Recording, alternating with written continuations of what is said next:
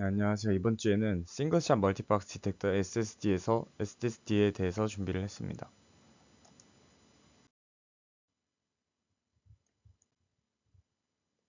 먼저 SSD의 등장 배경입니다. SSD 이전에 있던 오브젝트 디텍션 시스템들은 페스터 RCNN과 같은 투 스테이지 디텍션 디텍터들이었습니다. 그래서 이러한 투 스테이지 디텍터들은 성능은 좋았지만 컴퓨테이션이 크고 속도가 느리다는 단점이 존재를 했습니다. 그래서 SSD는 이제 하나로 구성된 원 스테이지 오브젝트 디텍션 시스템인데 이름 더 싱글 샷 디텍터라는 이름에서 알 수 있듯이 원 스테이지 디텍터입니다. 먼저 전체적인 구조인데 SSD는 욜로 V1 모델과 마찬가지로 하나의 통합된 네트워크로 디텍션을 수행하는 원 스테이지 디텍터고요. 사용하는 네트워크로는 이제 베이스 네트워크로 VGG16, 프리트레인된 VGG16을 사용을 하고요. 보조 네트워크를 추가를 해주었습니다. 이때 이 보조 네트워크는 일반적인 컨볼루션 레이어로 구성이 되어 있습니다.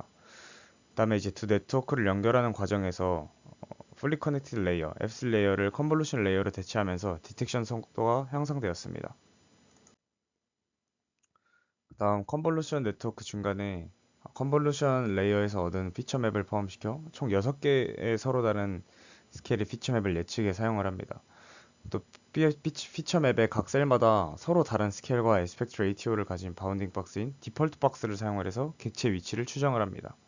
이게 이제 SSD의 가장 큰 특징이라고 할 수 있겠습니다. SSD에서 사용하는 주요 기능들 중 먼저 멀티 스케일 피처 맵에 대해서 알아보겠습니다. SSD는 아까 말씀드렸듯이 다양한 스케일의 피처 맵을 사용을 합니다. 기존의 모델들은 컨볼루션 네트워크를 거친 단일한 스케일의 피처 맵을 사용을 했습니다. 욜로 V1 같은 경우에도 7x7 크기의 피처 맵만 사용을 했었는데 이렇게 단일 스케일의 피처 맵을 사용했을 때는 다양한 크기의 객체를 포착하는 것이 어렵다는 단점이 있습니다. 그래서 이 단점을 해결하기 위해서 네트워크 중간에 존재하는 컨볼루션 레이어의 피처 맵들을 추출해서 디텍션 시 사용하는 방법을 사용을 했습니다.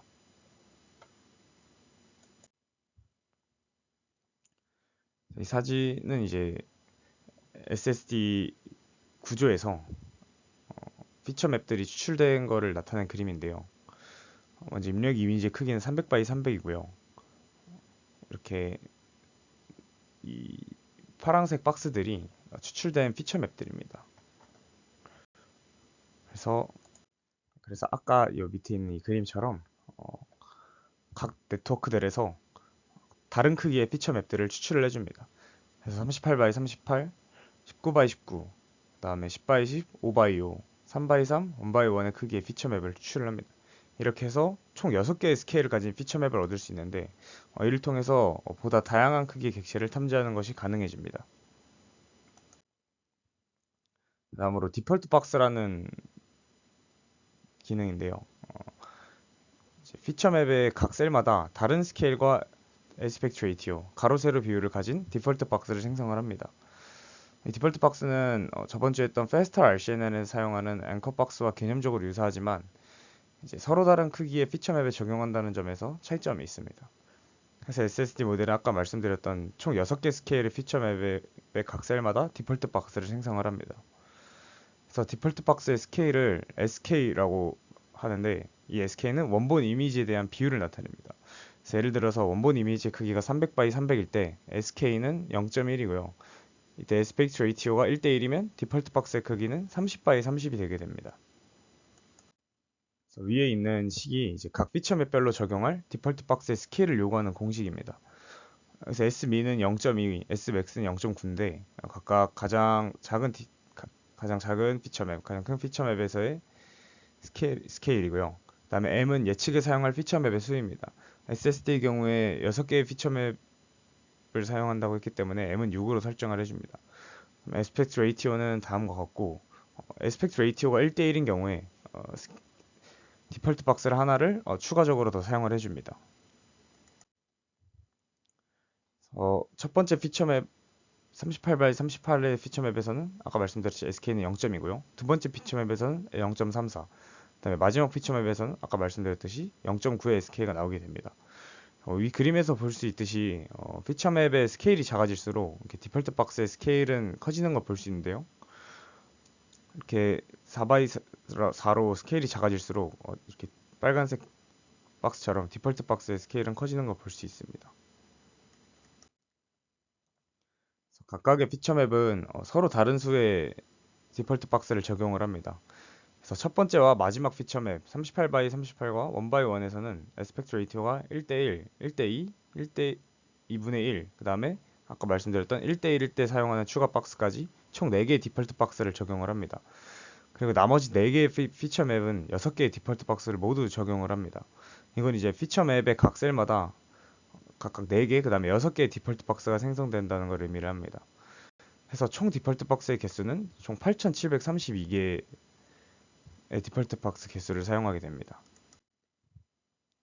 그 다음에 이제 예측을 할 때인데 최종 예측을 위해서 서로 다른 스케일의 피처 맵을 추출한 뒤에 3x3의 컨볼루션 연산을 적용합니다. 그래서 이때 디폴트 박스의 수를 K, 예측하려는 클래스의 수를 C라고 했을 때 최종적으로 아웃풋 피처 맵의 채널 수는 K 곱하기 4 플러스 C가 되도록 설계를 해줍니다. 이를 통해서 이제 각 피처 맵의 셀이 K개의 디폴트 박스를 생성을 하고 각 박스마다 4개의 오프셋과 클래스 코어를 예측하기 때문에 이렇게 설계를 해줍니다. 그래서 이 그림은 이제 5x5의 피처 맵에서 추출한 피처 맵의 아웃풋 피처 맵의 크기를 이렇게 나타낸 그림이고요. SSD는 이제 학습을 진행을 할 때 예측 클래스가 20개인 파스칼복 데이터셋을 사용을 하는데 예측 클래스가 20개인데 여기에 이제 배경 클래스까지 포함을 해서 총 21개의 클래스를 예측을 합니다.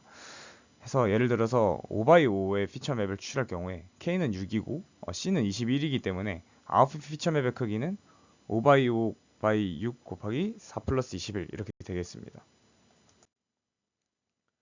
그 다음에 학습을 진행할 때 디폴트 박스가 어떤 대상을 학습할지 지정하기 위해서 어떤 그라운드 트루스 박스와 대응하는지 결정을 하기 위해 매칭하는 작업이 필요한데요. 이때 그라운드 트루스 박스와 가장 큰 IOU를 가지는 박스랑 이 IOU가 0.5 이상의 박스는 모두 포지티브로 분류를 해줍니다. 그 다음에 반대로 0.5 미만인 경우엔 네거티브로 분류를 해주는데 일반적으로 네거티브 샘플이 훨씬 많기 때문에 이러한 클래스 불균형 문제를 해결하기 위해서 높은 컨피던스 루스를 가진 샘플을 추가하는 하드 네거티브 마이닝 기법을 수행을 해줍니다. 이 하드 네거티브 마이닝 기법은 이전에 오브젝트 디텍션 모델들에서 설명을 했기 때문에 넘어가겠습니다. 그래서 이게 이제 루스 펑션인데요. 컨피던스 루스와 로컬라이제이션 루스의 합으로 구성이 되어 있습니다.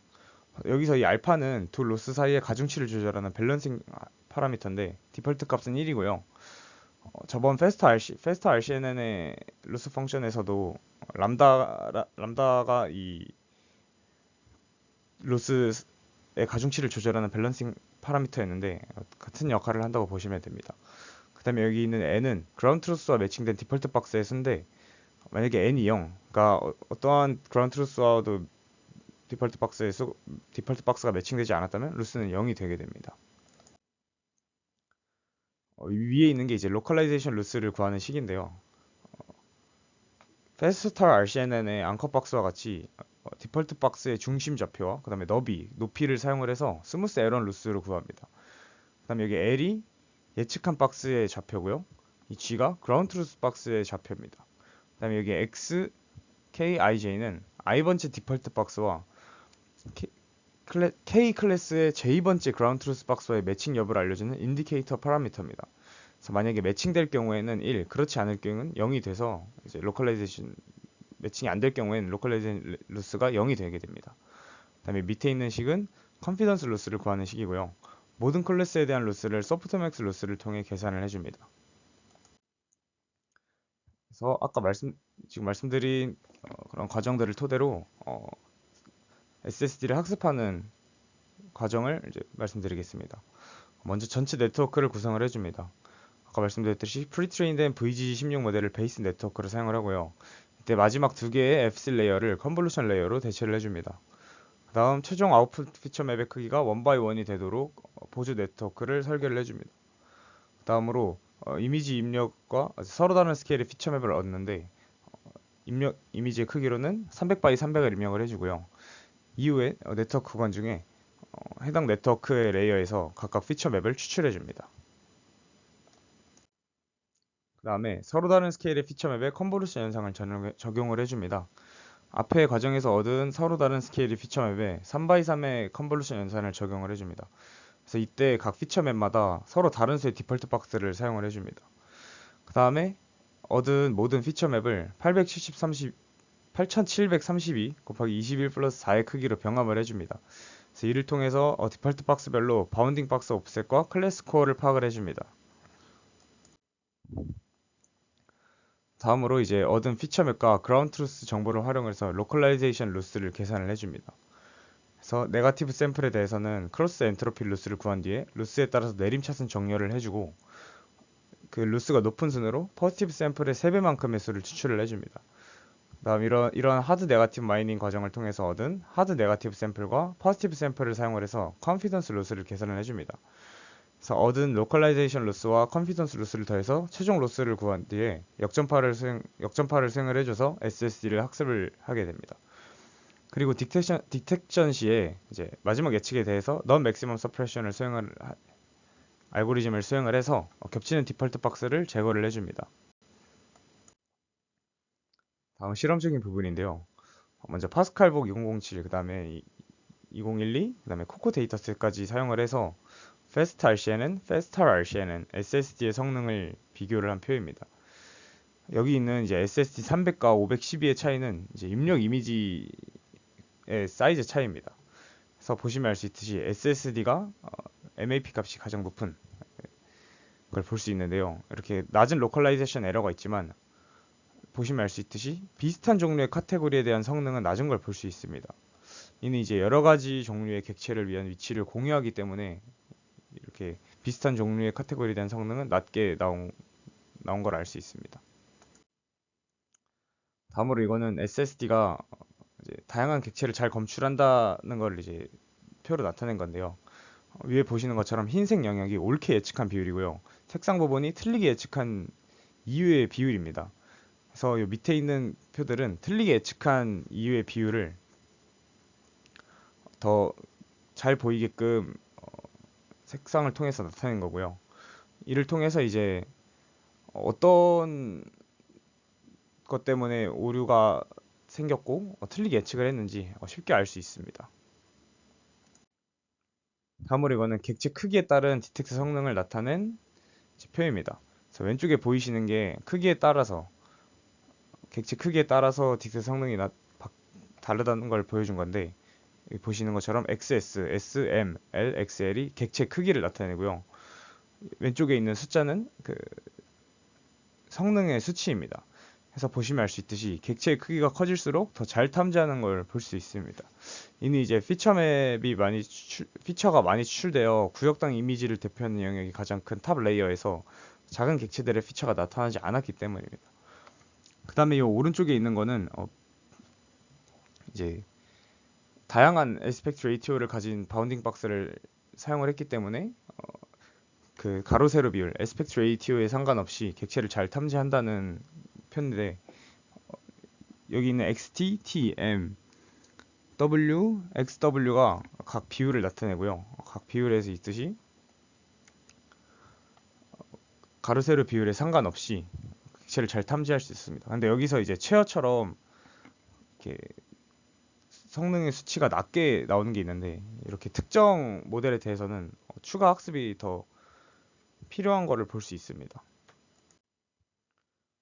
다음으로 이건 이제 SSD에 있는 요소들을 하나씩 제거해 가면서 어떠한 기능이 어떠한 성능 향상에 어떻게 영향을 끼쳤는지 그런 걸 보는 표인데요. 먼저 이제 데이터 증강은 욜로와 같이 데이터 증강을 사용을 했는데 MAP가 8.8%가 증가한 걸 볼 수 있었습니다. 그 다음에 이제 디폴트 박스의 개수를 감소하면서 실험을 적용을 해봤는데 이렇게 디폴트 박스의 개수를 감소했을 때 MAP가 감소하는 걸 볼 수 있었습니다. 그래서 이는 이제 다양한 에스펙트 레이티오의 박스를 사용을 해서 좋은 성능을 얻었다는 걸 알 수 있었습니다. 그 그다음에 또 SSD에서는 Atrus 알고리즘이라는 걸 적용을 했는데, 이 Atrus 알고리즘이라는 게 해당 지역의 컨볼루션 연산을 수행할 때 오른쪽의 그림과 같이 커널을 한 칸씩 띄어서 연산을 적용을 하는 알고리즘입니다. 그래서 이 알고리즘을 사용을 하게 되면 같은 커널 사이즈여도 이 커널이 수용하는 영역이 더 넓어진 효과를 볼 수 있게 되는데, 이를 통해서 더 넓은 범위에서 피처가 추출이 가능해지고 연산 속도가 증가를 하게 됩니다. 그리고 이건 이제 예측에 사용된 피처 맵의 수를 계속 다르게 하면서 실험을 한 표인데요. 보시면 알 수 있듯이 예측에 사용된 피처 맵이 많아질수록 성능이 향상된 걸 볼 수 있습니다. 여기서 이제 박스의 개수는 최대한 유지하되 사용하는 피처 맵의 수를 하나씩 줄이면서 실험을 했는데, 보시면 알 수 있듯이 점점 MAP가 줄어드는 걸 볼 수 있고요. 이때 여기서 use boundary box라고 되어 있는데, 이 바운더리 박스는 이미지 경계를 둘러싼 박스를 의미를 해줍니다. 그래서 이건 이제 코코 데이터셋에서 SSD 512 모델로 객체를 탐지한 결과들입니다. 그다음에 아까 보여드렸던 편인데 파스칼복 12와 코코 데이터셋까지 사용을 했을 때 역시나 다른 페스트 RCN이나 페스트 RCN 보다 더 MAP가 높게 나오는 걸 볼 수 있었고요. 이 밑에 있는 표는 이제 어, 코코 데이터셋을 이용해서 SSD 300, 512를 학습시킨 결과를 이제 나타내는 표입니다. 그래서 보시면은 먼저 여기 첫 번째 0.5, 0.9, 0.5, 0.75 이건 이제 IOU 임계값이 0.5에서 0.95까지 변할 때 평균 정밀도 AP, 그리고 0.5 IOU가 0.5 이상일 때, 그 다음에 0.75 이상일 때 AP이고요. 그 다음에 여기 SML은 작은 객체에 대한 AP, 큰 객체에 대한 AP처럼 크기로 구분한 AP고요. 리컬은 이제 한 이미지에서 몇 개의 탐지 결과를 고려할 거냐를 고려한 AP고요. 마지막은 이제 각 객체에 대한 평균 재현율을 나타낸 겁니다.